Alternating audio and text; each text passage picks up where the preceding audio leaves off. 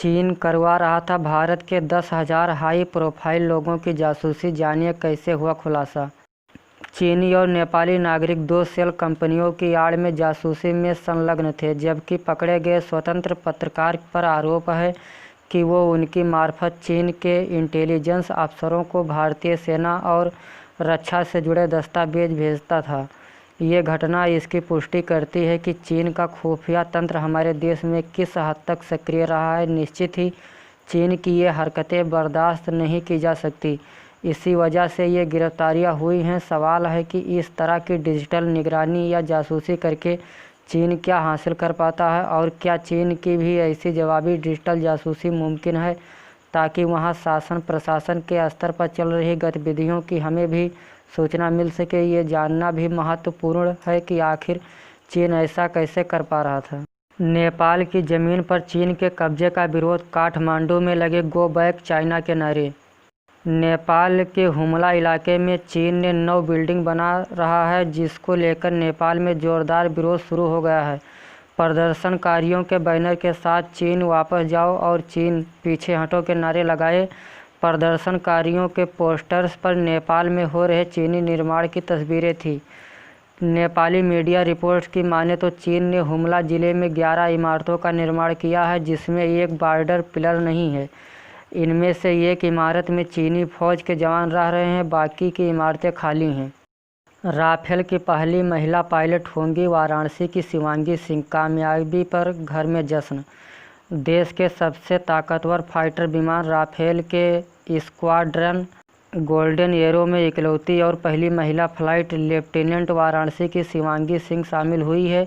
बिटिया की सफलता पर न केवल घर वालों बल्कि पूरे शहर को नाज है। वाराणसी के फुलवरिया स्थित शिवांगी के घर पर पड़ोस के बच्चे जुटे और परिवार के साथ खुशियां मनाया। टूर एंड ट्रैवल का काम करने वाले पिता कुमराश्वर सिंह की बड़ी बेटी ने साल 2017 में भी इतिहास रचा, जब वह वायु सेना में फाइटर विमान उड़ाने वाली 5 महिला पायलटों में एक शिवांगी सिंह थी। अब तीसरे साल ही उन्होंने अपने जज्बे और मेहनत से एक और उपलब्धि हासिल की। भारतीय सेना से घबराए चीनी सैनिक, लद्दाख में हुई पोस्टिंग तो लगे रोने। भारत चीन के बीच लद्दाख में कई महीनों से चल रहे सीमा विवाद के चलते हालात तनावपूर्ण हैं। दोनों देशों की सेनाओं ने एलएसी पर बड़ी संख्या में सैनिकों की तैनाती कर रखी है। चीनी सैनिकों के बीच भारतीय जवानों को लेकर काफ़ी घबराहट है। पड़ोसी देश के सैनिकों में इस कदर डर है कि जैसे ही चीनी सैनिकों को पता चला कि उसकी तैनाती लद्दाख में भारत चीन की सीमा पर होने वाली है, के आंखों में आंसू आ गए। सोशल मीडिया पर पीपुल्स लिबरेशन आर्मी के रोने का वीडियो वायरल हो रहा है। इस वीडियो में दावा किया जा रहा है कि चीनी सैनिकों के रोने की वजह उनकी लद्दाख में होने वाली तैनाती है। गोरखपुर में गैंगवार, मामूली बात पर दोस्त बने दुश्मन। अलग अलग गैंग बना सड़क पर बहा रहे खून। पहले कभी दोस्त रहे युवकों ने अब खुद का अलग अलग गैंग बना लिया। एक गैंग का नेतृत्व शुभम सिंह उर्फ सिंघाड़ा करता है तो दूसरे गोल में जितेंद्र यादव शामिल हैं।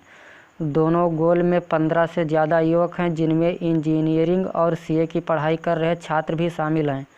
पढ़ाई लिखाई छोड़कर मन बढ़ाई में रुचि ले रहे इन युवकों के बीच वर्चस्व को लेकर पिछले कई दिनों से लड़ाई चल रही थी। सोमवार को यही लड़ाई सड़कों पर इस कदर आई कि 2.5 किलोमीटर तक गोलियों की तड़तड़ाहट से गोरखपुर ही नहीं लखनऊ में भी तपिश महसूस की गई। गोली में घायल जितेंद्र यादव का इलाज चल रहा है। इस बीच दोनों पक्षों के 2 दर्जन से अधिक लोगों से पूछताछ के बाद पुलिस के सामने करीब करीब पूरी कहानी आ गई है। गैंग बनाकर गुंडागर्दी कर रहे युवकों में कुछ सीए और इंजीनियरिंग की पढ़ाई भी कर रहे युवकों के माँ बाप भी इनकी मन बढ़ई में एकदम बेखबर थे। इनमें 1-2 का छोड़ दें तो अभी तक ज़्यादातर का कोई आपराधिक रिकॉर्ड सामने नहीं आया है। भाई ने खेल खेल में ट्रेन के आगे मासूम को फेंका, वायरल वीडियो में देखे कैसे बची जान। आगरा नई दिल्ली रेलवे ट्रैक पर मालगाड़ी के लोको पायलट की सूझबूझ से एक मासूम की जान बाल बाल बची। मासूम को किशोर भाई ने खेल खेल में रेलवे ट्रैक पर फेंक दिया था। लोको पायलट ने इमरजेंसी ब्रेक लगाकर ट्रेन को रोका और बच्चे को सकुशल उसकी मां को सौंप दिया। घटना का वीडियो वायरल होने पर लोको पायलट की रेलवे मंडल में प्रशंसा हो रही है। कहते हैं जाको राखे साइयाँ मार सके न कोई, ये कहावत एक फिर बार चरितार्थ हो गई। नई दिल्ली की ओर से गत दिवस दोपहर करीब 2:33 पर मालगाड़ी ने बल्लभगढ़ स्टेशन पार किया था कि ट्रैक के समीप खेल रहे किशोर ने 2 साल के बच्चे को ट्रेन के आगे फेंक दिया। मालगाड़ी के लोको पायलट दीवान सिंह और असिस्टेंट लोको पायलट अतुल आनंद घटनाक्रम देखकर हड़बड़ा गए। तत्काल संतुलन बनाते हुए ट्रेन के इमरजेंसी ब्रेक लगाए। इकौना में मिले 4 कोरोना पॉजिटिव। इकौना जिले के साथ ही इकौना में भी कोरोना मरीजों की संख्या लगातार तेज़ी से बढ़ रही है, जहां एक बार फिर 4 लोगों को कोरोना पॉजिटिव पाया गया है। मंगलवार को सीएचसी अधीक्षक अजय कुमार मिश्रा के नेतृत्व में मोहल्ला शास्त्री नगर, अड़ुआपुर, भगवानपुर, बक्सरिया में स्वास्थ्य टीम की ओर से जांच की गई। इस दौरान एंटीजन किट से 165 लोगों में कोरोना की जांच की गई। साथ ही आरटी-पीसीआर के 38 सैंपल किए गए। जांच के दौरान भकुरहिया निवासी एक वृद्ध, अड़ुआपुर, भगवानपुर में एक युवक व एक महिला सहित कुल 4 लोगों को कोरोना पॉजिटिव पाया गया। सभी संक्रमितों में से गंभीर मरीजों को कोविड अस्पताल भेजा गया। सीतापुर में चोरों ने घर से समेटा 10 लाख का माल। जिले में संदना थाना क्षेत्र स्थित जौनपुर गांव में चोरों ने बुधवार रात घर में घुसकर 10 लाख रुपए की माल और नकदी पर हाथ साफ किया। परिवार के लोगों की आंख खुली तो सामान बिखरा हुआ मिला। तड़के पुलिस को मिली सूचना के बाद मामले में जांच पड़ताल शुरू हुई। यशुओं का कहना है कि बयान लेकर वारदात के खुलासे का प्रयास किया जा रहा है।